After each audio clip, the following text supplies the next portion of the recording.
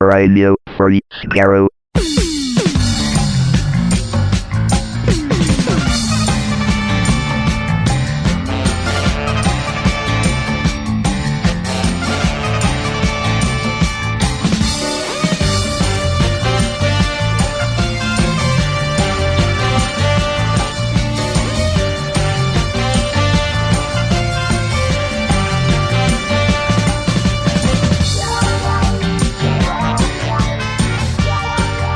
Hello everyone, welcome to Radio Free Skaro, episode number 751.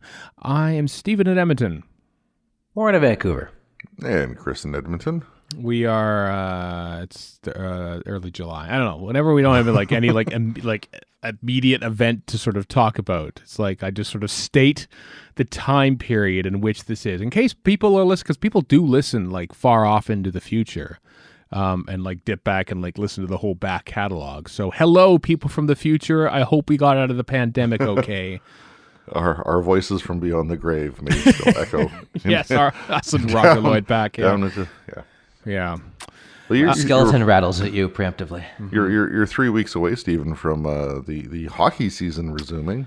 Yeah, it's an exciting time for me and only me. For a hockey fan. The NHL has outlined their return to. I know sports league. This is going to be all about sports, but sports are. I'll just be leaving. Are beginning to attempt to return. In Europe, they're having much more success without fans, of course. But like the Premier League and the German Bundesliga Soccer Association football has been. Back. I tell you what, though. Speaking of that, though, this is fascinating. This is about. Oh, is it though? This is not about the sport because nothing is fascinating about soccer. But DAZN, who is like the broadcaster over here, at any rate, of the Premier League, they've offered the viewers the option of watching the soccer games. And yes, I'm calling them soccer to annoy football fans. The soccer games with natural stadium audio, which is like nothing, just the players shouting at each other because there's no one in the stands. Or they've also allowed the option of having fake crowd noise overlaid. But here's the great thing. So soccer gets a laugh track, basically. It basically gets a laugh track. But the fascinating thing is they're not just like placing like generic music on there. They use our fan noise. They're using the fan noise that they sampled and created for the FIFA video games. Not only that, they've actually, like, if like Everton is playing Arsenal, they will take the crowd noise that they sampled from Everton versus Arsenal games and use the exact, because they have their chance, because soccer fans need to do something to alleviate the boredom of standing there for 90 minutes with nothing happening in front of them, so they have to make songs. And so you can hear those same songs, and then like when a team scores, like they press the button, there's like the goal. So like I'm fascinated on a purely technical level of how the audio engineer is creating this mix of fan noise to sort of like approximate the experience of a real game. It's quite fascinating, actually. So, and I suppose you'd also have to do that same kind of thing twice as well. Like, to take your example of Everton versus Arsenal, you'd need it when Arsenal's at home and another one when Everton's at home. Yeah, exactly. I mean, they have different crowd reactions based on who scores or who makes a good play. Exactly. Yeah. Or if there's a bad call. There's always bad calls. I mean, if someone, gets shot by a sniper and rolls around on the ground and then gets up a minute later and he's perfectly fine. I don't know if you can tell, but I have a slight disdain for it. My only favorite thing about soccer, by the way, is somebody had two GIFs, and it was a guy who gets lightly brushed and falls to the ground and starts basically weeping. Yes, and then that's they show what I mean. A woman soccer player who just stands up, spits out blood, and continues. Yes, I remember that. I remember that GIF. And also the third one of Roy and Moss in the stands saying, "Oh, he passed to him, and now he's done something well," and the crowd is cheering or whatever. Oh yes, making IT crowd jokes with that really cool guy Graham Linehan behind it. Wonderful. It's great. We're having some great creators, and Finally, of late, we've been watching Garth Marenghi's Dark Place. All 6 episodes of it. We've gone through, I think, 5. But yeah, when Graham Linehan showed up in episode 2 or 3, whatever it was, and I saw it, I'm like, okay, we're gonna power through this. Yeah. What to do? You know what? I mean, and I know that J.K. Rowling is being reprehensible, obviously, with what she's doing on Twitter and stuff as of late. But I know that Daniel Radcliffe sort of spoke to this. It's like, and I'm going to quote George Lucas here, because George Lucas has said, like, art is never finished, it's just abandoned. When he sort of says, like, once you release it to the world, that's it. Like, you are done with it. You might not have finished it, but it's now in the hands of the public for them to enjoy. And that art, despite what the creator of it is doing now, your experiences reading or watching that art are yours. So take those. Do not worry about who's creating and how awful they might be. I don't have any problems separating the art from the artist. Like, I can still listen to Michael Jackson songs and enjoy them just fine, even though obviously the person was, could have been better. So I mean, even with like the Graham Linehan stuff, it's like, okay, like I still can enjoy Black Books or IT Crowd or whatever. Because Father it's the Ted. art. Yeah. I never cared about Harry Potter in the first place, so that makes things a lot easier. Yeah, I was never got on that train either. Especially the books are a thing, because I don't know, it just feels like a much more. I read the first two books; they were experience. fine. There's nothing wrong with any of it. I'm just not the right generation for it, frankly. To me, it came out around the same time as Lord of the Rings, and that was enough magic. Yeah, there was no question whose team I was going to root for in that one. It was team. For those who haven't yet seen it, maybe during the earlier part of lockdown, i.e. like a month ago, Josh Gad did a YouTube series called Reunited Apart. Yes. Where they brought back casts from various films, one of which was the Lord of the Rings trilogy, and that one is, for those who haven't yet watched them, definitely watch the Lord of the Rings one. Number one, there's like 15 people involved, which is pretty awesome. And secondarily, it's just fantastic to see all that, and after 20 years, all the love between the cast and the people showing off their like all nine of the ring bearer people got the same tattoo. So John Rhys Davies didn't. I think his stunt double got the tattoo. Rhys Davies never got the tattoo. Did he not? Oh, okay. Yeah, I remember that from the the second greatest film trilogy of the 21st century, which of course is The Making of on the box sets. Those superb work on those, by the way. We watched the Ghostbusters one last night, which was good, and there's also one for Ferris Bueller's Day Off, which is fantastic as well. Well, again, Matthew Broderick ran over a guy, manslaughter. I can still watch his movies. Take that. This is getting weird, man. Let's talk about Doctor Who. A little bit. Douglas McKinnon Miniscope, part 2 of the Douglas McKinnon Miniscope, where we talk about his directorial work on Listen, Time Heist, Flatline, and The Husband's O River Song. That's what's on this here episode of Radio Free Skaro. But before we start with the news, though, I just want to talk about something that Warren brought up, and then it was solved. Thankfully, that's why we're not talking about it as an official news list item. But Warren, you and your girlfriend have been going through modern Doctor Who and have been watching it on Crave. They added Jodie Whittaker's series 12 recently, I think like last week or something.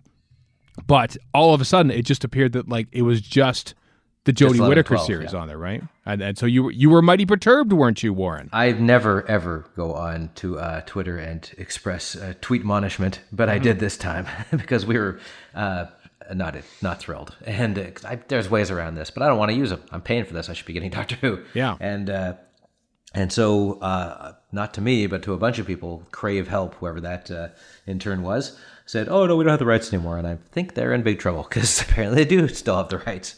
Yeah, they said it was a mistake. I think they pulled it off by mistake.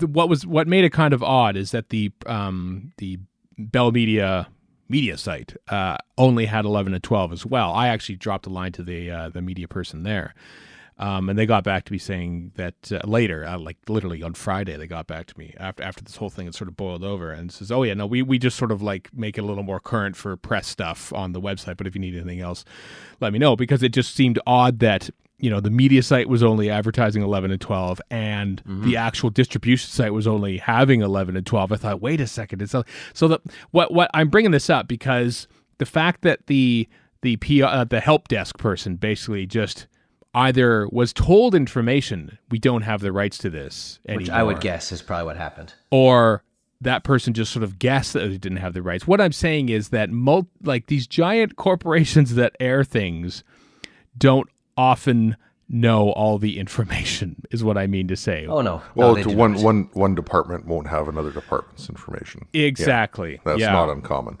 It gets very... This is off to the side, but it's a quote from Jesse Brown, who said that public television in Canada is a lot of people at the lower levels who really care about public TV, and then at the above levels of all the executives, it's people who think they're in Hollywood and are not. Yes. There's a lot of that. 100%. Having worked in the system, yes, I can confirm this. You're in Edmonton, Hollywood. You're in Edmonton, Hollywood. Yeah. Well, no, we weren't. That's the thing. Yeah, we were taken over by Hollywood, aka Toronto.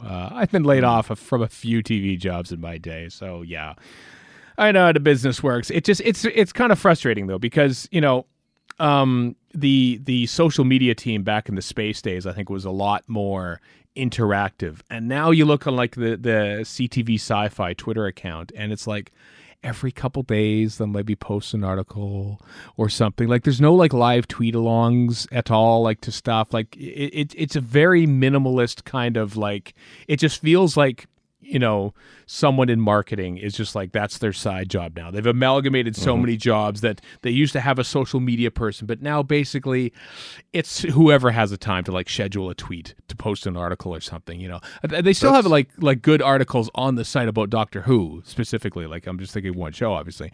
But like the Twitter presence of the CTV Sci-Fi brand has just diminished greatly in recent years. Yeah. Yeah, I think you probably hit the nail on the head that just like as much as anything, it's maybe one person doing the job versus they had a few people, be they staff or interns, whatever. Mm-hmm. But it's one person who is responsible for probably a wide breadth. So not just CTV Sci-Fi, but maybe the regular broadcast or their movie channel or their whatever. And so the amount of time they have to devote to any one element is tiny versus what somebody who's dedicated to say just the sci-fi stuff, or a team dedicated to the sci-fi stuff. Yeah, it removes the face of it. It's kind of sad. It just sort of becomes a product that is being put out by said company. I mean, there's any there's any number of reasons we can lament the passing of space in Canada. Yeah. I mean, that's a specific example, but really it's just sort of like just the homogenization of just all entities of, it's all inevitable though. It's all completely inevitable. It is, it's not like there's a lack of enthusiasm for various entertainment entities. It's just a lack of money and interest to devote resources to promoting them, Well, I mean, sure, there's probably, I don't know them, but there's probably parallels to what you were talking about with sports before. I'm sure there's cool sports stuff that gets usurped and becomes boring and maudlin. Yeah. Probably. But across the whole entertainment spectrum, I think that's the case, Like, what does Netflix do to promote their own stuff? Like, they just dump it there. It's there. You probably subscribe to Netflix. They're not going to bother like putting TV ads. It's there. Just dropped at like midnight last night. I'm sure they. Well, I know they do trailers. I'm sure they do social media announcements and tie-ins and things. Yeah, that's the other thing. They could be putting stuff out that we don't see because we're not the demographic they're aiming at. Yeah, or you just don't follow them on Twitter, perhaps. I don't know. Or that too, yeah. Maybe, Stephen, CTV Sci-Fi, maybe they're doing everything on TikTok, and you're just not looking at TikTok. That's maybe what it is. I was going to sign up for TikTok. I think you win, Stephen. If only to like just sort of like snag my name, Logopoulos, on TikTok, but somebody already got it, I think. So I thought, well, I don't need TikTok anymore. So I just subsequently deleted it. Maybe you signed up before and forgot and tried a second time. Very possible. Very possible. I saw myself getting on and I'm like, I can see myself wasting way too much time on this. So I'm just going to stop. Well, Warren, I mean, if nothing else, like if you did like Bookshelf Doctor vignettes kind of thing. I did. I did about 5 of them and I got bored. Yeah. Like TikTok would be a prime, destination for those. Yeah, it would. But, that sounds like work. So, no, thank you. Video's a lot of work. Yeah. Before we move on to the brief news list that we have for you today, 15 minutes into the episode, still haven't gotten there. Lord, come on, people. Us. One comment on last week's Miniscope. Speak of, I mean, I don't know if I'm not going to say public pressure, but we did tweet about the fact that, hey, looks like Doctor Who Series 1 to 10 is off of Crave. I don't know if that tweet sort of like prompted someone to go, oh, whoops, I hit the switch delete. I command V'd and I command whatever the delete one is. Command X instead of Command C. Yeah, instead of so maybe they just accidentally deleted, and maybe our tweet about it helped realize that they made a boo-boo and put it back up. But last week on the Douglas McKinnon Miniscope Part 1, we were talking about Power of Three. I think we even linked to and certainly talked about the Stephen Burkhoff thing. Yeah, the Stephen Burkhoff thing on TV Tropes, the TV Tropes website, which talks about how Stephen Burkhoff was like completely unmanageable, like would just like not deliver the lines as scripted and just was a complete terror on set, so much so that they had to edit around his bizarre and performance. Well, the link to that on TV is now gone. It's gone. So I don't know if this was like this sort of hidden secret that was out there, and all of a sudden, they're starting to talk about it. Like the fact that it's been there. Yeah, the fact that it's been there for so long, and now suddenly we talk about it on a podcast, and it's gone. Is interesting. I think that's coincidence, my friend. I don't think we're that important. You never know. I mean, we get credited rightly or wrongly for saying that Dodo died of syphilis on some Doctor Who site. I forget which one it was. And that came from Neil Perriman. That came from Neil Perriman on Radio on Free here, Skaro. but yeah, still. yeah. Also, the Paul Vanessis revelation of 2 missing episodes being in the hands of a collector. That's been linked to as well. So we've done some good out there, but have we, though? Mostly evil. Yes. Yeah. I know, and sometimes we've like had quoted the odd time. I think sometimes it's just happened on Twitter too, where we sort of quote a agent's website about some person writing for the next series of Doctor Who, and it wasn't publicly available. And guess what? It's been taken down now. So yeah. Breaking the media one step at a time. Take that, Canadian television, I think. Yeah. Let's talk about the brief bit of news that's out there. Stephen Moffat is still on, he's off Twitter. He committed to being on Twitter for the tweet-alongs and now has officially left again. Is Russell T Davies still there? I know he hasn't tweeted in a while at the very least, but I don't know if his account is deleted or not, like Moffat's is. But Moffat's been posting some pictures to Instagram of the early costume tests for Matt Smith, where Ray Holman, the costume designer, was going through with him. And I've seen other ones. I think Radio Times a while ago posted, like a few years ago, posted pictures of the test. And you could see how, like, even in the pictures that Moffat posted, he's wearing like sort of long coat, kind of similar to what he wore in his official press launch before he had a costume. And he sort of goes like, I don't know about this. And the second you put the suspenders on, he's like, okay, I'm liking braces. this. And the braces, rather, for you people in the UK. Wow. And then thankfully, Hugh corrected us on that. And then once he gets the bow tie and the coat, you just realize, oh yeah, this is it. This is what the look is supposed to be. Like it's quite something. You could just read his body language about how happy he is that he has found the costume that works for him. That bow tie was the thing that cinched it. It's kind of neat. So links in the show notes if you want to have a look at that. Let's talk about some audio stuff, because that's how Doctor Who exists these days, in audio form. Are we going right past all the classic Doctor Who stuff? No, I forgot about that. That's why, because I already jumped to 3. Yeah, so this is where... So the Season 14 Blu-ray set, Doctor Who, Tom Baker Season 3, as indicated in our country, has yet to come out here, but it's come out in the UK and is so popular that they've actually had to do a second production run on it, pressing of it. But what they've done on the Doctor Who YouTube page is they have put up for the first 2 stories, Masque of Mandragora and The Hand of Fear, they've put up like a 30-ish minute compressed cut of the episode on their YouTube page to watch. How interesting that they would do that. It just seems a very strange thing, but they've done it. And so if you... I've not watched either. I don't know if you've had a chance. I have not. Warren's been off No, camping, so I know he hasn't had a chance. Yeah. But I would wonder what we would lose with that hour or so of less content. I know. It's quite fascinating. Yeah, it made me think of so the Radio Times actually has a Doctor Who podcast. It's only available on their site and on YouTube, oddly enough. But actually they were sort of mostly musing. But the Radio Times does have their ears to the ground a little bit when it comes to things. But they were sort of musing about Doctor Who being different, obviously, in production-wise, with this global pandemic that we're all going through right now. And one of the things I thought about was, like, what if they did, like, shorter episodes, like basically less Doctor Who. They basically be like half an hour-ish episodes, and it would sort of be a more serialized thing. This is something that they just sort of like were musing about. Maybe this would be a thing. Like The Mandalorian has, like, relatively shorter episodes on theirs.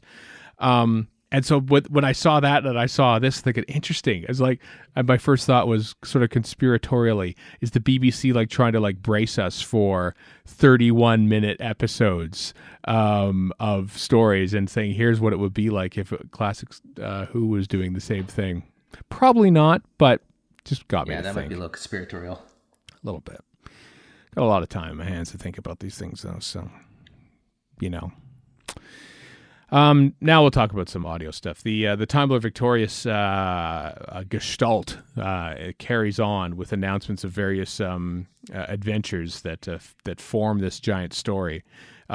Doctor Who: The Mines of Magna sounds like something the captain for the pirate planet would say. Very 80s title. Mines of Magnos, Mr. Fibuli. Written by Darren Jones. It's an original audio adventure read by Jacob Dudman. Features the 10th Doctor and the Ood, based on the cover art. Brian, the Ood Assassin. An Ood companion, by the sound of it. Yes, well, the Ood Brian Assassin. The Ood Assassin is what he is, but... I hope he's a detective. I hope he has like a hat and a coat like an old 40s detective. I wish. Tough to fit. I mean, the Oods have bigger heads, so you have to get a bigger hat. But all right, Custom Who, you know what to do. Yeah, exactly. So this is a story that's coming out as part of that whole range. It's coming out in December from BBC Audio, so you can pre-order it on CD or vinyl, or even listen digitally, because they do that now too. So yeah, first week of December it'll be out for the BBC. I like how you act like digital listening is some new thing. And it is. Around for 20 odd well, years. the fact that they mentioned you could pre-order now on CD or vinyl on Amazon or digitally, if you want to listen to if you want to go for that, it's fine. Go for it. Well, also from Big Finish. So there's that shot of Peter Davison recording some Big Finish stuff in his TARDIS themed closet with the TARDIS wallpaper inside and the actual TARDIS police box on the outside door. It went a bit viral a few weeks ago when he posted a picture of that. Well, the results of that are the Doctor Who Shadow of the Daleks Parts 1 and 2, which is a series of 4 one-episode adventures featuring ye old Peter Davison as Doctor Who. 4 of them come out in October of 2020, and 4 more come out in November of 2020, all recorded in lockdown. It's been fascinating that Big Finish has managed to keep doing this. Like keep up production, essentially, and just sort of like maybe slightly amending things for technical purposes and stuff like that, but they've managed to put a whole massive range out in relatively short order, just because they can get their actors set up to record at home. It's pretty neat. So good for them. Very much good for them. Very much good for them. Very much good for them. Torchwood continues apace, by the way. There's Mars and more coming for 2020 with a whole bunch of stories coming out starting in August. Featuring the whole cast and individual episodes, including on Mars. Mm-hmm. PC Andy he gets everywhere. He's in the 1940s. He's on Mars. I just Who love doesn't need constant sex and violence on Mars, I ask you. I just love the album art where you've got the Welsh dragon on the moon Mars habitat thing. Yeah, this looks awesome. Welsh Mars base. Yeah, dream big. That's awesome. That is pretty cool. Maybe it's a telling thing as part of the story. And of course, the fourth the fourth story has the best title ever: Reese and Yanto's Excellent Barbecue. Okay, I am intrigued. Made me laugh quite prominently when I saw that the other day. Yeah, that's good stuff. Also, with the pandemic, the things have been delayed. I don't know if you've noticed. There's a massive lack of summertime movies coming out, for instance. But it's also affected the Doctor Who world because apparently some of the target books that have sort of were announced earlier are going to be delayed until 2021 for publishing and various other reasons. So, I'm talking about like the Rob Shearman Dalek one and some of the other ones that were announced. They're going to be delayed, it seems. And lastly, Timescope 2020. It's a charity anthology ebook featuring. It's an unofficial and unauthorized anthology of Doctor Who stories, poetry, and art featuring cast and crew memories. It's edited by Matthew Rimmer. It goes to support Scope, which is a disability equality charity in the UK.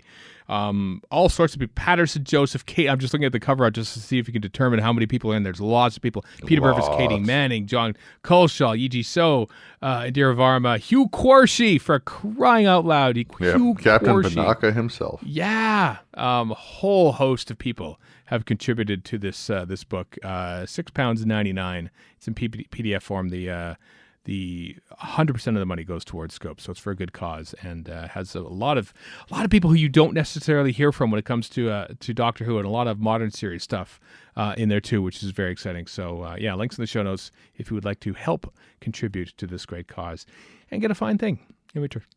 All right. Is that it? I think that's it. I think we've rattled through that. I believe so, yes. All right. Yeah. Unless you want to talk more about soccer or something. I don't. No, I that's don't. quite all right. I don't want to. So, I would just like to point out that with all the movies being delayed, the merchandise hasn't been. So you can walk through any grocery store and see a ton of Wonder Woman chips. Yeah. And it ain't no Wonder Woman. So I just find that amusing because, you have to look for little things when the world's ending. Yep. Wonder Woman exists only in Doritos form right now. Yep. So that's that. All right.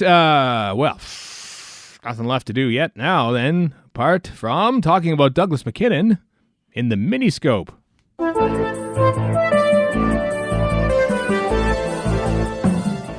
Could be a theme park from the future. Or it might be inside a Miniscope. Oh, shut up. A Miniscope, yes, of course, why not? Here we go. Yes, the second half of our Douglas McKinnon Miniscope, focusing on his Peter Capaldi stories. What a nice dividing line. Thank you very much, Mr. McKinnon, for what you have done in your Doctor Who career to make it so easily digestible for the Miniscope segment, which I assume was your purpose all along. We are covering a whole bunch of Series 8 stuff with Listen, Time Heist, Flatline, and then his last story to date, working on Doctor Who, The Husbands of Rivers Song, back in the space year of 2015. It's been 5 years since he's worked on Doctor Who, and yet he still speaks of it very fondly. So yeah, this is going to be fun. I watched all 4 episodes relatively recently. Of course, we watched the Time Heist episode already because of the Stephen Thompson Miniscope that was preceded this one. So that one seemed a little fresher. But we watched all the other ones as well. I know there are some favorites in here, like Listen, for instance, which I know, Chris, you hold to such a high esteem. It might be your favoriteest episode ever. It's not. It's awesome. What a letdown. I know. No, I absolutely adore Listen. I think it's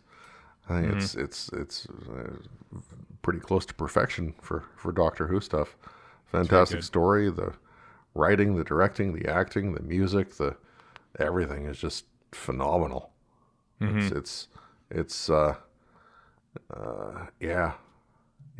just awesome. Mm-hmm. Yeah, had you watched it? Is this one of the ones you watched? I can't remember what we divvied up here. I know I watched all 4 of them because I have no life. I watched Listen and Time Heist.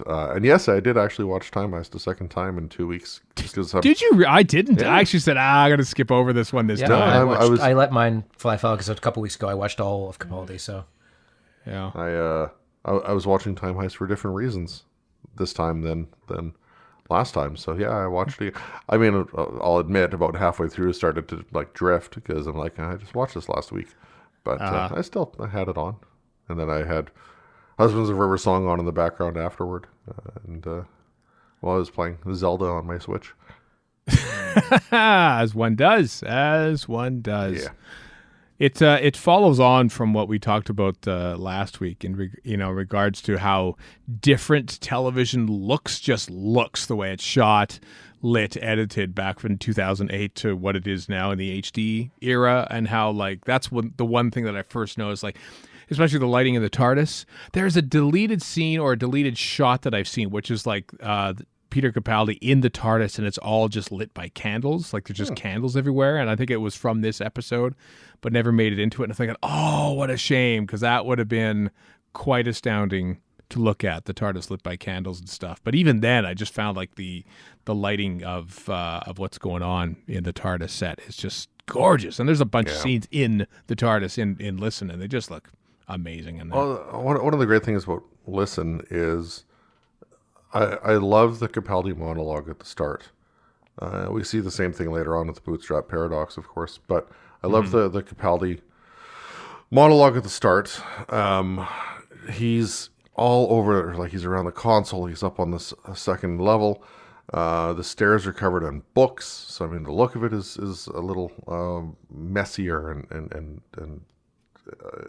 I like that. And professorial. It just sort of suits his doctor a bit, doesn't it? Because I mean, you see him, and it's not like it's the only instance where it happens, but like he's there with like the chalkboard and stuff like that, and then you kind of think because of watching it when it's being watched, having seen series 10, you might mentally flash forward to him at the university in series 10, and draw comparisons there, but just like where he stands and where the camera is, just all the blocking, the camera's like up and down and back and forth, and he's talking and backing away from the camera, and it's just for something that's pretty kind of calm. It create the feeling in the environment it creates, because it's the whole thing is positing, what if you are never alone? What if there's this creature who through evolution has become the best ever at hiding, and so it's the whole point of it is to kind of take you to put you a little bit on edge, and just the way the direction is done helps to accomplish that. Yeah, it helps capture the performance. It doesn't like make the performance; it captures the performance, which I like. In regards to a good Peter Capaldi sermon, if you will, the way he's actually he doesn't do monologues as much as he's like talking to himself, kind of thing, which I quite enjoy via a lecture to himself. Yeah, it's pretty much what he's doing. Yeah, or basically he's shouting out to the invisible person in the room who he thinks is always there. That sort of thing, which I like, which is of course the central concept of the episode in question. But yeah, it's I still confess that I maybe because I was sort of like looking at it more visually this time around as well. But I've never quite gotten to grips with who is there a monster in this at all, or is it at the end that Clara just sort of says that maybe it's just an old man with an active imagination? Like what? Is it? Well, the two big things about that. Number one, as I've always said, it doesn't matter if there's a monster. It makes absolutely no bearing on the quality of the story. If there is, there isn't. The question does not have to be answered for it to be enjoyable. And then secondarily, it all kicks off, or shortly into it kicks off with the Doctor kind of the basis of his hypothesis is that everyone everywhere at some point in time has had this same dream, and then you've got within the story the self-fulfilling prophecy of Clara being the reason that he had the dream as a child, and like that's how the idea got into his head in the first place. And then just all these centuries or millennia later, he's putting some exploratory time into it, which is right. I love when they play with time, and that's an aspect of the story I adore. Yeah, yeah. time and all that. I was going to say something else, but I've forgotten what that was. But The fact you can posit this theory and just have it span the entire Doctor's lifetime and have it be that profound out of him just basically wheedling on the TARDIS to begin with is pretty amazing. Something that literally comes out of nowhere, has never had any prior, it was never brought up before. It's just literally arbitrary, and it still makes for a very compelling story. I mean, Stephen Moffat is that's kind of his forte. I mean, I'm not sure I understand it, but I sure as hell like it. Yeah. Yeah. I love minimal stories like this where it's, there's basically like 3 or 4 or 5 large set pieces in a row with a very small cast. I mean, let's face it, there are no more than 3 characters in a scene in the entire story. There's Dr. Clara and various shades of pink, if you will, with young Danny, current Danny, and then Orson Pink at the end, and that's it. And like a young William Hartnell. Let's not forget a very young William Hartnell. Sure, and a very young William Hartnell. I love the minimalism and what I love about that is the episode breathes, yet there's a pace to it. I compare it to another mid-season Moffat story. Which I felt didn't have that pace, which is Extremis. Is that what it's called? Yeah, Extremis.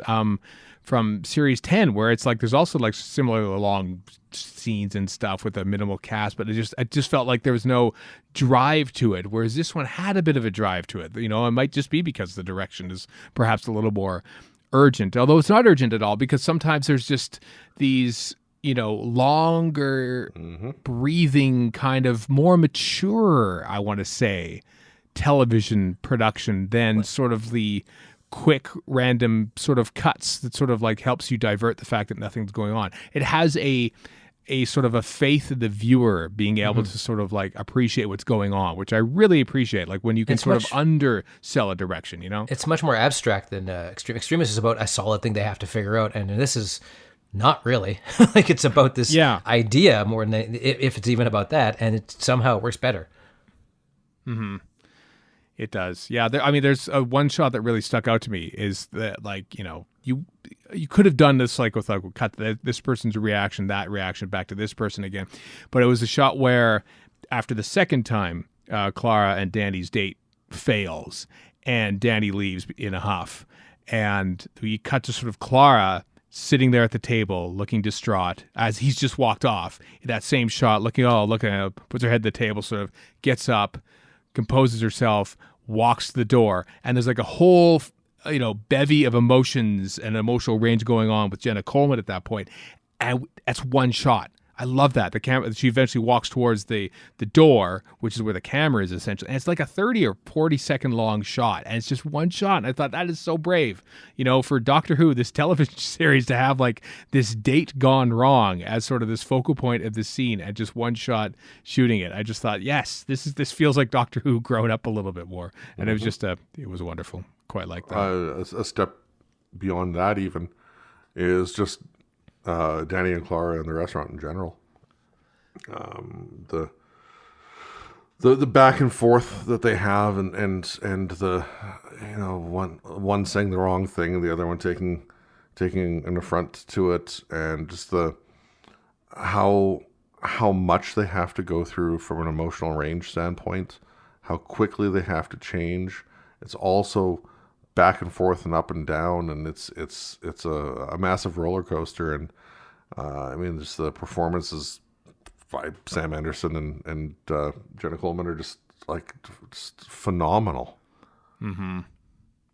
Yeah, really good performances in that whole episode, especially from those two. And even beyond that, it behooves us, I think, to talk about Capaldi's performance with the fear is a superpower speech. And it just his interaction with young Rupert about, turn your back, come by the window and look out, and and just even breaking up the tension with not being able to find Wally in a book that isn't a Where's Wally book.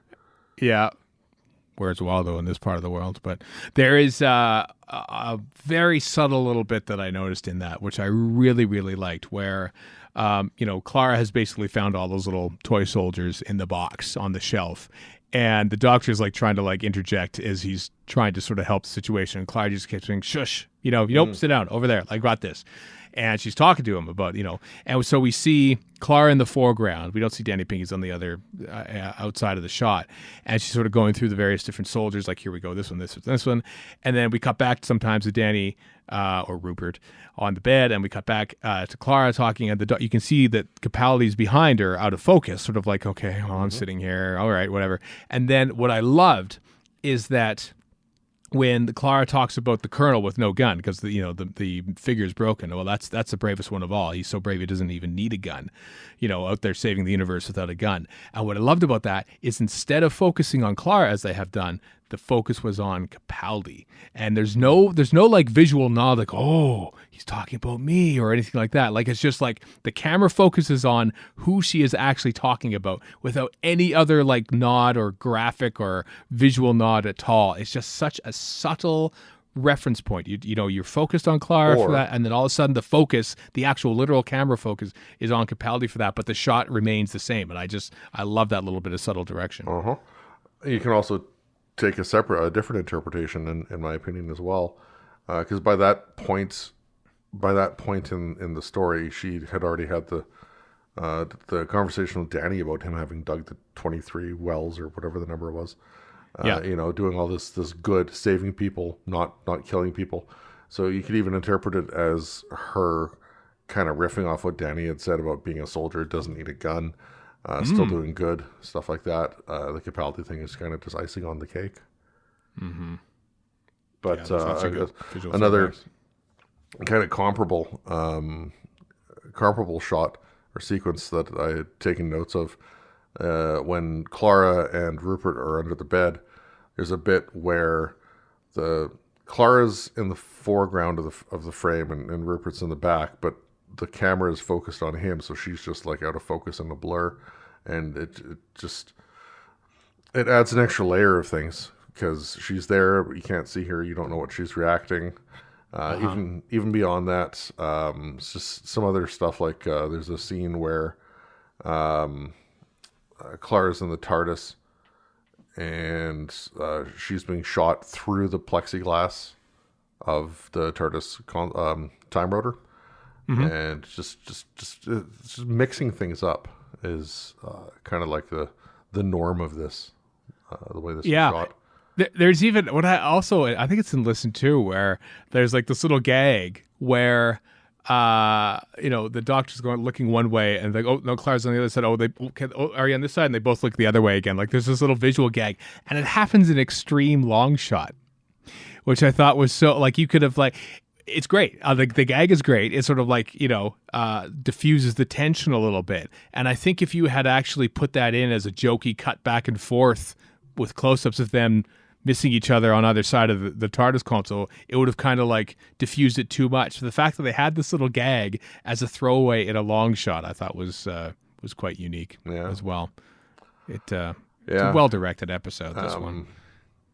And then I wanted to call out as well just the scene in Rupert's bedroom where there's the whatever under the blankets. Everything is shot. So all the Clara, Doctor, whatever stuff is shot in a certain way. And then anytime the camera's over on whatever's under the blanket, it's all like super bright and not quite lens flary, but like just a completely different visual as well. There's this like ethereal quality to it to lend like, what is this thing? And it makes it kind of extra special because it's got all this extra brightness on the screen for something that you don't know what it is. Like it's this hidden thing that the brightness is trying to illuminate, but you can't. But it doesn't work because you don't know what it is because it's under the blanket. You can't see it. Mm-hmm. Yeah, and then when he actually the thing on the bed stands up, it's never in focus. Like we see it in bright focus, as you say, like it's super overlit just to sort of show emphasis on this thing underneath the knitted blanket. And then when they're all like standing at the window, and then it's just blurry. You can't see it because the focus is not on what's going on behind. And it's sort of like that really emphasizes, like, you try to strain. What is that? What is going on? Is it just a kid? Apparently it was an actual like alien costume or something like that. Worn by Kieran Shaw, the diminutive actor who doubled for many a Hobbit in the Lord of the Rings trilogy, and also plays... I think has been in lots of stuff. Anyway, that's who's actually wearing the suit in that. But who knows? Like, is it an alien? Is it just one of Rupert Pink's friends having a joke? Yeah. Who knows? I mean, That's the beauty of it. Yeah. When the blanket comes off, you see something for a split second. It looks like a gray alien kind of creature thing, and but again, you don't really see it in focus. You don't know properly what it is. You can make guesses, and that's again, it's kind of the whole point of this, is you don't know, you don't need to know. You can kind of postulate theories and whatever, but not knowing doesn't take anything away from it. Well, it all plays on, when you get up for a glass of water in the middle of the night and you think you see something move and you're not sure because you're half asleep. That's the feeling you get from this. You know what I mean? Yeah. And you use the word ethereal. One of the notes I'd made, and this is not Mackinnon, but Murray Gold's score for that scene is all very spooky and minimal and ethereal and stuff like that. And all I could think of was, what would Segun Akinola have done? Because that's kind of his specialty. Like how different would something that he would prepare for that scene be, if at all? Speaking of music, and this is not Douglas McKinnon, but I think the music in this is fantastic. Like, Murray Gold takes a lot of crap for doing bombastic stuff, and sometimes he does, but I think it's note perfect here, especially at the end. It's all very understated. Oh yeah, the end. Gosh, it got me. It got me this time. The end, with the speech and like just. Totally. Yeah, it gets me every time. Oh yeah, I just it's gorgeously shot. Which is that the Fear Makes Companions of us all? Fear Makes Companions of us all speed. Where like there's just this like one sort of like bluish light off in the side there. It just sort of like that's the only thing that's sort of illuminating Clara from behind. Essentially, it's just such a gorgeous shot, along with the various other stuff shot in that barn. Oh yeah, I mean the way that's shot, the way that it's edited together, the way it just sort of flows and everything, and ends on that gunless soldier at the very end of the shot. Fear makes companion of us all, which is just a beautiful line. Yeah, just such a beautiful episode. I can see why Douglas McKinnon calls it like his favorite, because like why wouldn't you call this your favorite episode to work on? I mean this is his heaven sent. Let's face it, it's that kind. It's up there with that kind of notoriety. Yeah. Anything else on Listen before this turns into the Listen Miniscope and move on to the other three stories that he did? The only there's one other thing. Sorry, I was skimming my notes here. Yeah. The Foley work in the ship toward the end was phenomenal. Not him directly, but he might have had a say in some of it. And is that all? Oh yes. The other thing was some kind of like added nuance with some of the stuff he shot that didn't need to be there, but it helps out that it was. So things like when Capaldi is sitting in Clara's bedroom with her triple mirror set up, it's shot so that all three mirrors have his reflection. Yeah. And then when he takes the coffee cup from the kid's home caretaker, there's the ring around where the cup was on the counter, which if you cut to the empty counter, you'd still know what was going on, but the ring of where it was kind of just adds another layer. It's a great visual indicator that here's where the coffee cup once was. Yeah. And without showing him, because seeing him swipe the coffee cup would be defeating the gag. It would. So to have that little ring there, Because the coffee cup. Then you lose the laugh of him sipping from the cup as he's walking down the hall afterward. Exactly. Yeah, that's the punchline of the joke when he's drinking it, and then reacting to it, how he enjoys the coffee. So, which is also good. All right. Well, let's press on then. How about to Time Heist, the very heisty episode of Doctor Who that we talked about the writing of in the last Miniscope, but now we'll focus on the visual side. This has all the typical tropes that you almost need and must demand when it comes to making heist stuff. The slow motion walks, the sort of like the setting up of how they're going to get into things, the extreme overhead shots just to get like the vision of what kind of room they're in, the escape room that they're sort of in when they have to get out of the elevator, for instance. There's a lot of fun. It's amazing to think that this was like made at the same time, because I think they started shooting Listen and then moved on to this and then finished basically the This and Listen dovetail each other a lot over the course of like 3 months from February to May of 2015 or 14 or whatever it was. There are two entirely different stories, and yet they're more or less made at the same time. It's pretty great. I quite like the visual style of Time Heist. It feels like if you don't know if you ever watched Hustle from the early 2000s or mid 2000s, it feels like I've only seen a little bit, yeah, but I feel like it's boring on that. It's boring on Leverage perhaps as well, like that sort of like established Ocean's 11-ish kind of the sort of Guy Ritchie's early days kind of stuff, except dialed back a bit because Guy Ritchie stuff was dialed forward quite a bit, right, at the time anyway. Yeah, I enjoy everything about this story. I think there's a lot of visual cues and fun stuff that happen throughout it. But Chris, what are your thoughts watching this for the second time in 2 weeks? For some of the grandeur, there was also once or twice at least there were shots of, like, I guess you'd call it the lobby, just the entryway, where they're walking through the door, and it's like this high up 3/4 angle, super distant, all the way to the back kind of shot, just to show the scope of it and how massive it is. Even though in the back of your mind you're like, this is digital, or maybe it's a matte painting or something. And that's the thing, like, he does a lot with a little, and this is, even though that shot is big in quotes, he is still doing a lot with a little with this episode. Yeah. The just even at the start of it, it opens with the washing machine spinning, and you got Capaldi's head going around and round and round with the washing machine until it stops, and then shortly after that, he's being shot through a fishbowl. So it's kind of like this continuation of the scene in Listen where Clara is shot through the TARDIS console, and you got Capaldi being shot in the same way in a couple instances at the outset. The slow-mo stuff works so well with them entering into the bank, and then even beyond that, when the teller gets introduced, also in slow-mo, they've got the super slow reveal starting at the feet, working up to the head, and it's very effective. It is such a fun episode. Yeah, I just really like it. It's just a lot of fun. I don't know if it's intentional or not. I'm going to assume it was, but right. There's when they're getting the whole spiel from the architect. There's a brief little bit where the suitcase opens up, or the briefcase opens up, and there's this orange glow. Very pulp, that's totally very intentional. Pulp Fiction. Yeah, Pulp Fiction ripped off a couple other movies. I can't remember. Surprise. Did it? Yeah. I can't remember which ones, but it's a 50s film. Okay.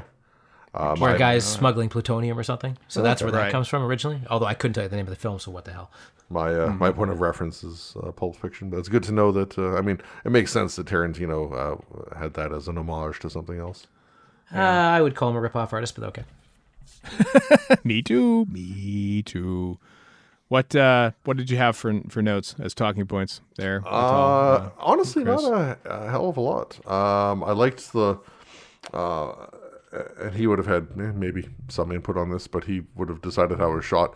The teller's cage, for lack of a better word, just the way it's got all the condensation and moisture and droplets and all that kind of stuff, kind of obscuring everything, on top of the fact that the glass or plexiglass, whatever, is translucent. So you get this this blurred image of the teller inside.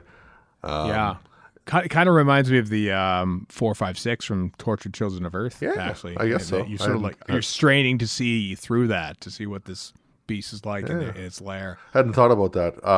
I was gonna counter that a little bit by saying, at that point in time, you've already seen the teller in plain view, so it's cool to look at. but it doesn't have the same impact as if you hadn't yet seen the teller in plain Yeah, view. because the teller is like, in like a straight jacket and like under chains and like let in under guard and stuff. But now it's like, it's just in its bot. Like, what will it do? Will it burst out of its cage? Yeah. What can it do from within the confines of the cage? And that's what we should sort of be scared about. Also, we don't have to look at it too closely too, perhaps to see the joins in the mask. I don't know. There's also a practical effect when it comes to these. One has to, in my opinion, assume that the teller can't do a hell of a lot inside the cage, because that's the whole point of it being in the cage.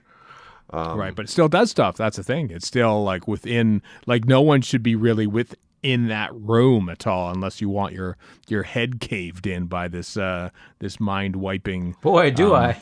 Teller piece, or maybe you do. Maybe you do. Yeah. And actually, I guess upon reflection, the creature inside the similar kind of thing in Rings of Mackinnon, it evokes that as well. I was under the impression we wouldn't be bringing up the Rings of Mackinnon on this podcast. I was waiting for that. I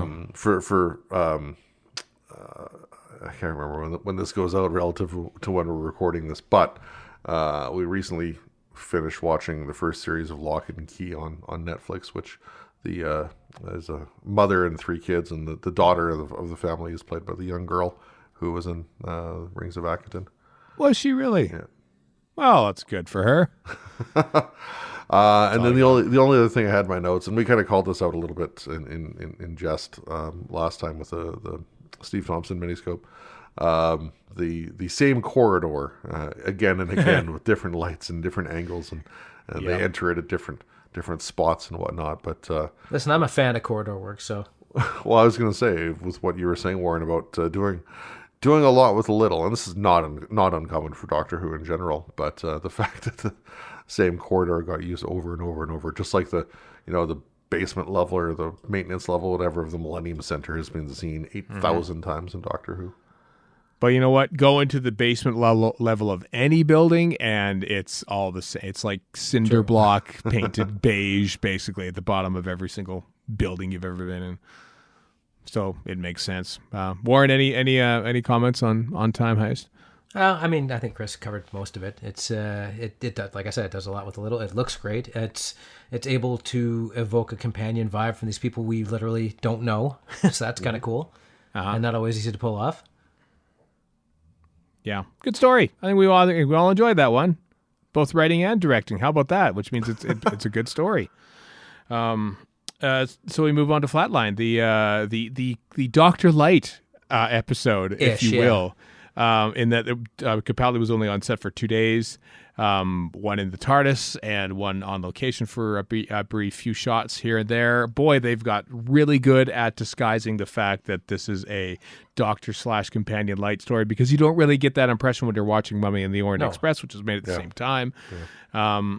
But Clara is essentially the Doctor here, walking around, brandishing the sonic screwdriver, being the leader, that sort of thing, with the Doctor, of course, giving her advice and stuff from an increasingly shrinking TARDIS, which is adorable in its own way.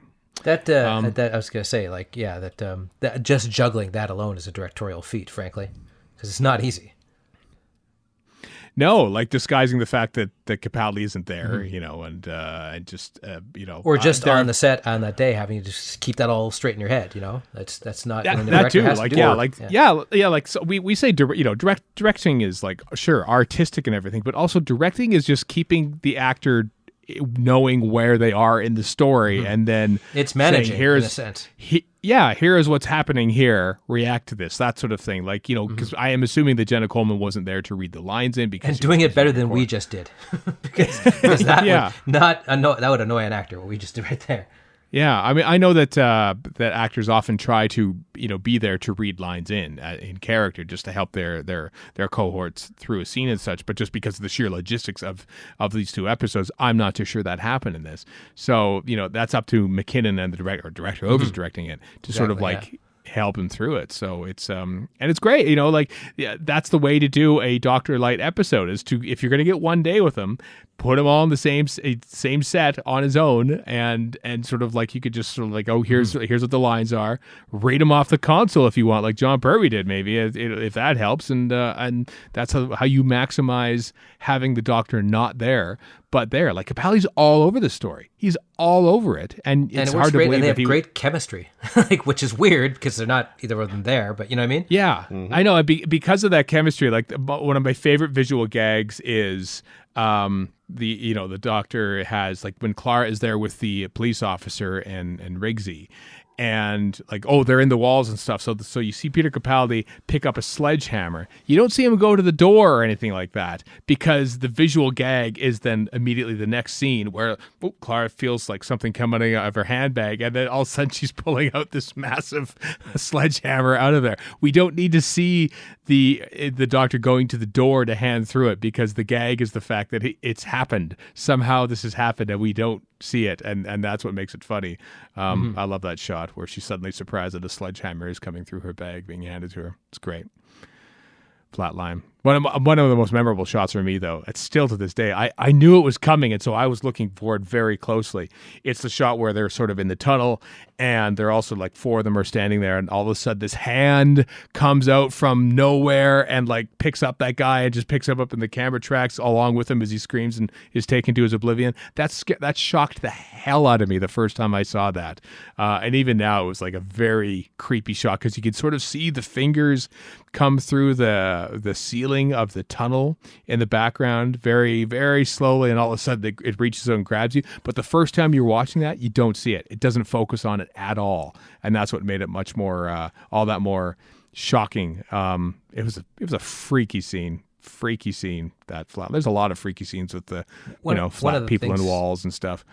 One of the things I like about Flatline is how, and this is Dan McKinnon too, is juggling the tone of this thing, because it's like domestically scary, because those things on the wall are scary, but it's also got the domesticity that Doctor Who always does. It's also funnier than hell, and it's a big action scene at the end, and the Doctor gets his first really serious self-righteous scene, and none of that is taken away from the shenanigans before that. So like, that's a lot to put in one episode. That, again, does a lot with a little, because it's mostly tunnels and apartments, right? Yeah. And some cool 2D effects, which again are really neatly done. Like, that's not, no effects are easy, but that is less complicated, I guess, than, say, a 3D monster, but it's still very effective regardless. And you don't see that kind of thing very often either. So I think they really pulled that off. It would still present, at least to a point, a challenge with how it was shot as well, because you've got, the normal 3D world, but you have to fit in this 2D element, whether it's on the floor or on the wall, whatever. Which could look terrible, but doesn't. Yeah. On top of, it's not something that's static. It's something that's like stretching outward in a way. So you have to think more about where to have the camera and how to shoot that to keep whatever you want in frame. And it's not as straightforward as you might think it could be. It's kind of like the video game Portal, where you've got to sort of turn your mind around to, okay, I'm going to shoot this over here, and then I'm going to be over there. And for the first few levels of that game, your head goes, I don't know how to compress. And then it just kind of clicks. And this is kind of the same way, where between the 2D and the 3D, it just kind of clicks. You know what I mean? Yeah. Kinda. Yeah. I mean, if it was done bad, you'd have Fear Her this episode. Yes. That's true. And it's not done bad. No, it isn't. There are no scribble monsters. And it's great. Yeah, and this is like Jamie Matheson's first story, and then his second was Mummy and the Orient Express as well. Like, so great debut for Jamie Matheson. Let's put it that way, for writing this story that is supposedly Dr. Light, and Clara is great, and it does feel very domestic with walking around tunnels and. And also, despite Clara rising to the occasion of being the Doctor, Rigsy works as a good companion anyway, even though he could have been overshadowed. To Clara's Doctor, yeah, yeah. Lots of fun, yeah. Chris, I know this, you didn't specifically watch this one for this podcast, but do you remember any other things that you want to mention about it before we move on? Less than I wish I did, honestly. I just like... I like the play between 2D and 3D in general. So whether it's like the door in the tunnel or people on the walls or whatever, it's just it's just neat. It is fun.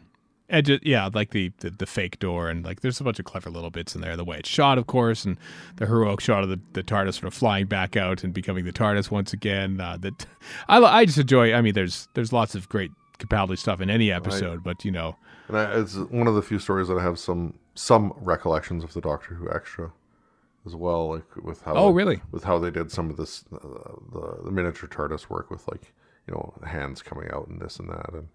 Yeah, and how much wasn't Capaldi? How much wasn't Capaldi? And to go back to what was said earlier about the fact that like any professional actor, obviously they shouldn't have too much of a problem working against whomever for all this stuff, but because Coleman wasn't working with Capaldi for all of it, maybe it might have been a little harder for her. I don't know. I don't know. There's, the great GIF of the Doctor dancing as he's managed to maneuver the TARDIS off the train track is from this episode, and that's fun. I wonder does it say that in the script? I wonder. Doctor dances a little bit as he celebrates. Like I wonder where that came from, but I quite enjoyed it. That's one of my favorite bits. There's a lot of great bits in this story, which is superb. We're also still in the era of Capaldi's first series where there's so many just in general so many Capaldi-isms. Like to go back to listen for a quick second, for example, the Doctor was like, "You were on a date, so I'm hanging out in your bedroom just in case you brought him home with you." Yeah, and the whole shut-it up thing in Time Heist and unshut up. And, Yeah. I thought hang out here. It's ending a little later than usually. Like it's just like there's so many backhanded. Why is your face? Why are your eyes so big? It's because your face is so wide. And are you taller? And do you need to reach a high shelf? Is that why you're wearing heels? He doesn't understand. Personally, it does nothing to do with the episode. My favorite Capaldiism ever is Nardole, do something non-irritating. Yeah. Well, let's bring in Nardole because he's in the Husbands of River Song, which, as I said, is the final episode of this Miniscope regarding Douglas McKinnon, the Christmas special that followed from Jenna Coleman's leaving Doctor Who, finally, at the end of Series 9. Alex Kingston returns. It's a Christmas episode. Matt Lucas is in it. All sorts of fun shenanigans. Yes. This is where A Lot with a Little goes right out the window because he does a lot with a lot. Because this is a very lavish, one of the most lavish Christmas episodes, I'd say. Christmas Carol is probably up there. It might be the most lavish one. It's lavish. I mean, it looks very lavish. I mean, it's very bright and it's Christmassy. This is a rarity. Name Another podcast can do this, where you can. I watched this episode while playing the Radio Free Skaro commentary with it, which of course featured Douglas McKinnon, episode 353, I think it is, by the way. Douglas King of Scots is the name of the episode. It followed on from Rachel Talalay's 2-part commentary for Heaven Sent and Hell Bent, where it is fascinating hearing him talk about him directing Doctor Who and stuff, and like how it looks lavish. But as he said in the commentary, there's no budget increase, like per capita. Like yes, it's like 15 minutes longer than a standard Doctor Who episode, but that just means that you get like however much time you got to shoot this amount of episode. Well, we'll give you one extra day and this much an amount of money extra to accommodate for that. But there's no extra given like what you actually have to put on screen. So it looks lavish, yes, and. The surprising thing about this, and this goes for a lot of Christmas specials, given when they are often made in the schedule, is that they started shooting this in like September and it went out in December. Like that is remarkably quick turnaround for an episode that has as many visual effects as this one does with the CG, the head and the robot and the spaceships and everything else. So that's an alarmingly quick turnaround when it comes to. And it feels light and frothy, but that doesn't make it any easier to make. In fact, it probably makes it tougher to make because you have to maintain that light touch the whole way through, and it's full of shenanigans and tomfoolery and fun, which could easily go off the rails and does not. And then it lands with a great emotional ending, which after all the silliness is not easy. No, to have such a marked shift in tone halfway through the episode, like there's the madcap stuff with the head on the spaceship, and then once they land in the on the spaceship with the restaurant, and the beryllium. I mean, like even just on the ship before they get off there. Even there, like once they start sitting down and having conversations at the table and stuff, then it's sort of like even then it starts to switch, and then of course beryllium is a massive shift with Christmas lights everywhere. And the display of emotion on screen, like because it's said a few times throughout the episode, and then it kind of caps with River saying to the Doctor, my diary is almost out of pages. And so is this our last night together? And how long does the night on beryllium last? And the Doctor says 24 years. And just the response she gives, just the sigh of sad relief. It's just Kingston's performance is just off the rails. Well, and Capaldi's, the way he's holding back. Like, he doesn't get many chances to be really genuinely funny, and this is one where he's just hilarious to the whole thing. Yeah. Oh, I know. Yeah, the TARDIS is bigger on the inside. Yeah, all that. Finally, somebody did it right. Yeah. I guess Twice Upon a Time is another example, right? So. Yeah, apparently they even they shot where he actually goes outside of the TARDIS and walks around it. Like they even egged it up even more, but they actually cut that in editing, which is a thing that McKinnon said in my interview with him way back at Gallifrey 1, where if something doesn't serve the story, even if he really likes the scene, too bad. The story is the key here. Out it goes. And while that might have been funny, it might have been just like it's we get enough from when the Doctor's saying it within the TARDIS and stuff. What I love about that shot too is he actually affixed a camera to the spinning time rotor at the top of the set to get some of those shots where Capaldi's like walking around looking skyward, basically right up at the camera, which is amazing. I mean, that's the great thing about that set. You can find places to put cameras to get new and different, wonderful shots. Like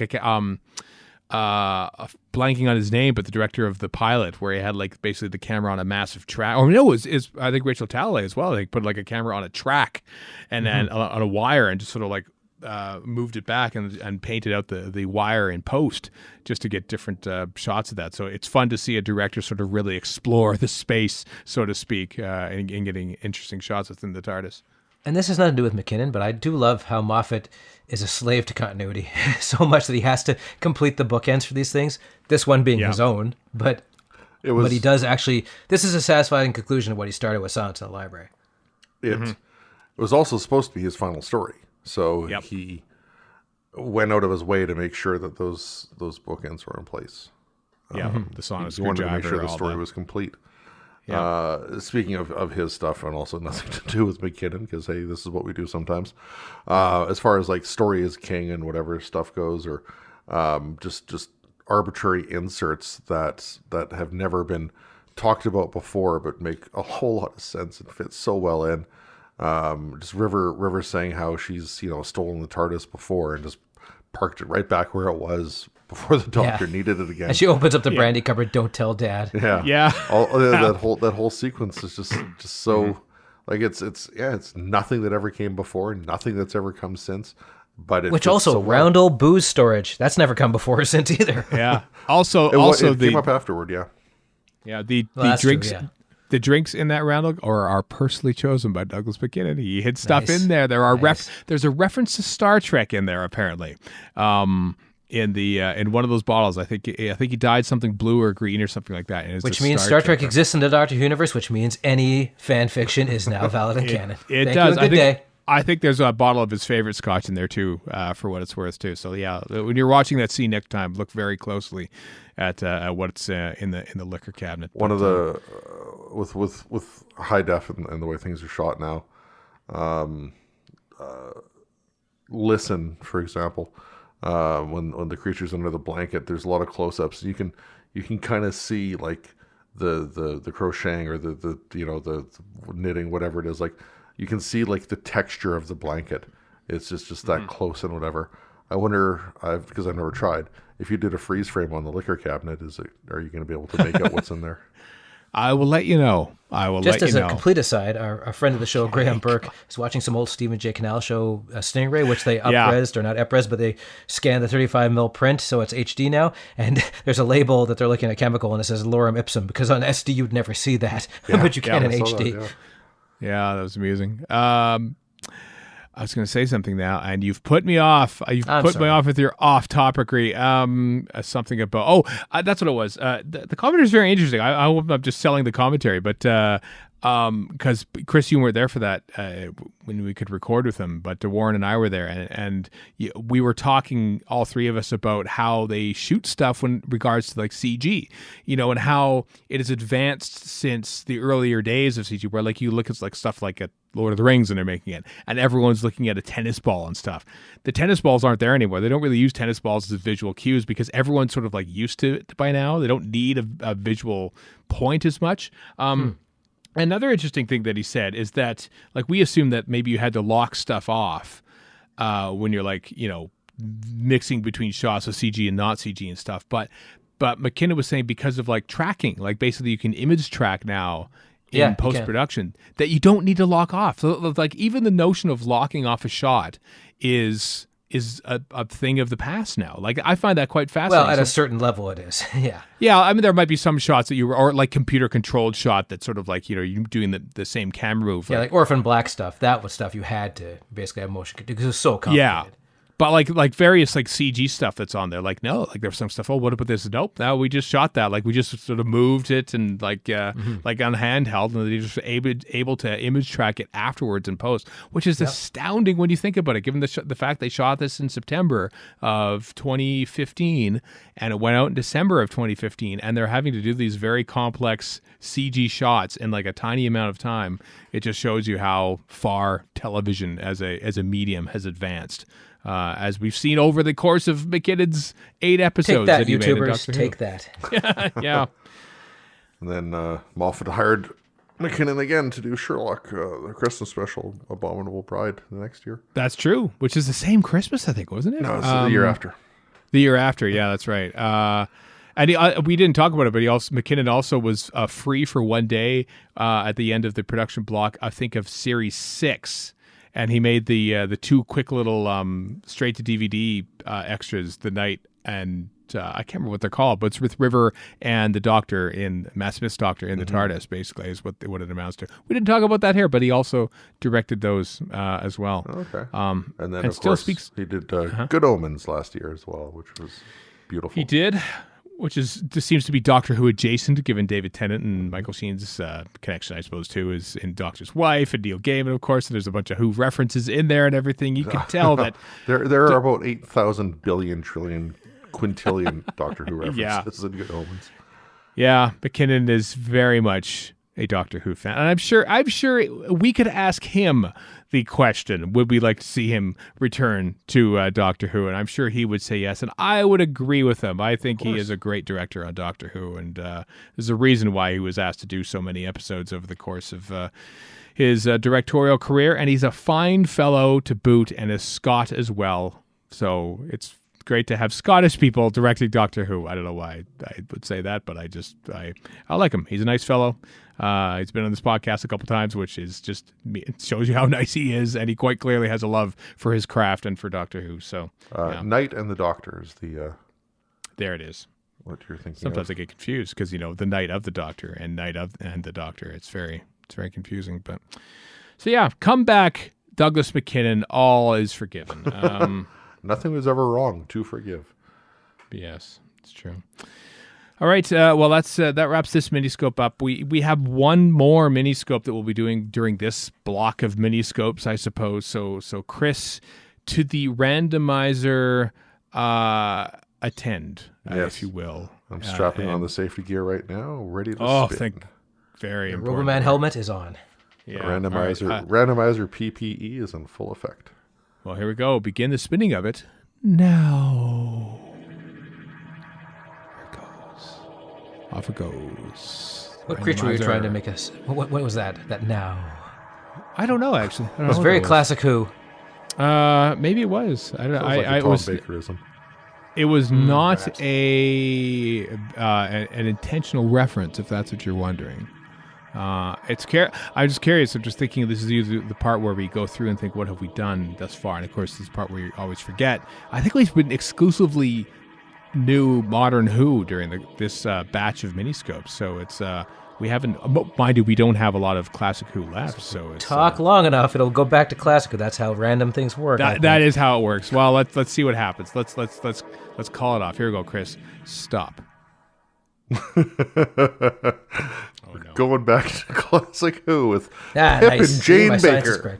Pip and my Jane Baker. Pip and Jane Baker. So you get your Mark of the Ronnie. You get we get the time of the Ronnie. We get Vervoids. We get Nightmare. Episodes 14 and just only 14, episode 14. I think we must not watch episode 13 because they weren't didn't. allowed to watch. Yeah. They didn't, so we have to. Okay, I volunteered so to do only episode 14. There you go. Legally, they were not allowed to read the script of 13. Yeah. Excellent. Well, the next Miniscope we do with special guest Andrew Cartmel. No, we won't have Andrew Cartmel. I'll talk about that. Special guest Chris Chibnall.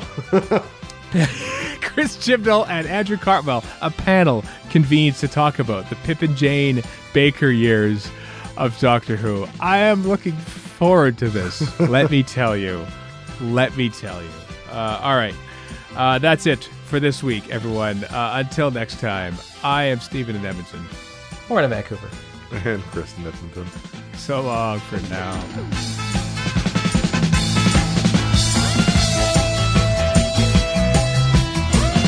You've been listening to Radio Free Skaro. Find us online at radiofreeskaro.com. Follow us on Twitter and Tumblr at Radio Free Skaro. Subscribe to us on iTunes and donate to the show at patreon.com/Radio Free Skaro. Thank you.